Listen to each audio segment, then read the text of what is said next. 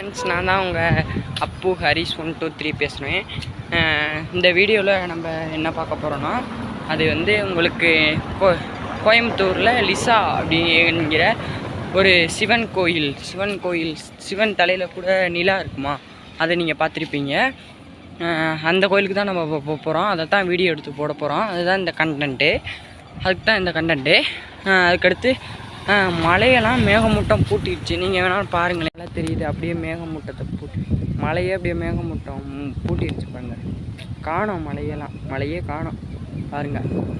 நம்ம போயிட்டு அப்புறமா கொஞ்சம் நேரம் ஒரு 2 கிலோமீட்டர் நடக்கணுமா, அப்போ தான் லிசா தெரியுமா, லிசா சிவன் தெரியுமா.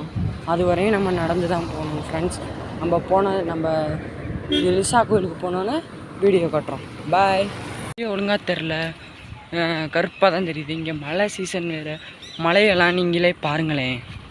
பாருங்கள், மலை இருக்குது, அதில் மேகமூட்டம் பாருங்கள்.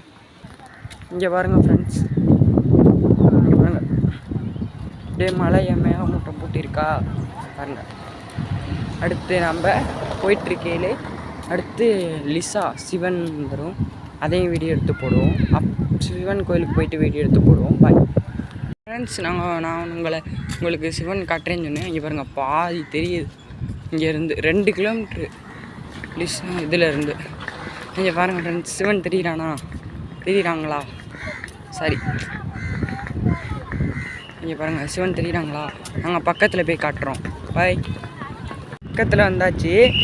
அடுத்து இப்போ சிவன் லைட்டாக தெரியலை. நம்ம சிவன்கிட்ட போய் வீடியோ எடுத்து போடுவோம். சிவன்கிட்ட போனோன்னா நல்லா பக்கத்தில் எல்லோரும் தெரியும். நல்லா பாருங்கள், வீடியோ எடுத்து போடுவோம் ஃப்ரெண்ட்ஸ். லைட்டுக்கு கொஞ்சம் கிட்ட, இது சிவனுக்கு கொஞ்சம் கிட்ட வந்தாச்சு. கிட்ட போய் கட்டுறோம். ஸோ நாங்கள் வந்துட்டோம், பக்கத்தில் வந்துட்டோம்.